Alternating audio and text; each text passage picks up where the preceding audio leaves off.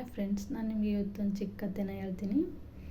ಅದೇನಪ್ಪ ಅಂದರೆ, ಒಬ್ಬ ವ್ಯಕ್ತಿ ಒಂದು ರೆಸ್ಟೋರೆಂಟ್ಗೆ ಹೋಗ್ತಾನೆ. ಅಲ್ಲಿ ಬೋರ್ಡ್ ಮೇಲೆ ಬರೆದಿದ್ರು ಏನಂದರೆ, ನೀವು ಇಲ್ಲಿ ಏನೇ ತಿಂದರೂ ಕುಡಿದ್ರೂ ಬಿಲ್ ನೀವು ಕಟ್ಟಬೇಕಾಗಿಲ್ಲ ಅಂತ.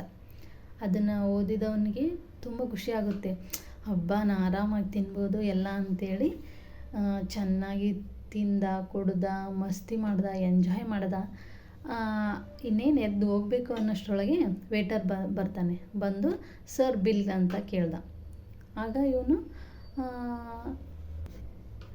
ಇವನು ಶಾಕಾಗಿ ಕೇಳ್ತಾನೆ, ಸರ್ ನೀವು ಹೊರಗಡೆ ಬೋರ್ಡ್ ಮೇಲೆ ಬರೆದಿದ್ರಲ್ವಾ, ಇದನ್ನು ನೀವು ಕಟ್ಟಬೇಕಾಗಿಲ್ಲ, ನಿಮ್ಮ ಮೊಮ್ಮಕ್ಕಳು ಕಟ್ತಾರೆ ಅಂತೇಳಿ. ಆವಾಗ ವೇಟರ್ ನಗ್ತಾ ಹೇಳ್ತಾನೆ, ಹೌದು ಸರ್, ಇದು ನೀವು ತಿಂದಿರೋದಲ್ಲ, ನಿಮ್ಮ ಅಜ್ಜಂದ್ರ ಬಿಲ್ ಇದು ಅಂತ ಹೇಳ್ತಾನೆ. ಅಯ್ಯೋ ಹೇಗೆ ಏನು ಸರ್ ಇದು ಅಂತ ಅಂದಾಗ, ಇಲ್ಲ ಸರ್, ಇವಾಗ ನೀವು ತಿಂದರೆ ನಿಮ್ಮ ಮುಂದಿನ ಪೀಳಿಗೆ ಕಟ್ಟಬೇಕಾಗುತ್ತೆ, ಹೌದಲ್ವಾ, ಇದು ನಿಮ್ಮ ಅಜ್ಜಂದ್ರು ತಿಂದಿದ್ದಲ್ವಾ, ನೀವು ಕಟ್ಟಬೇಕಾಗುತ್ತೆ ಅಂತ ಹೇಳ್ತಾನೆ.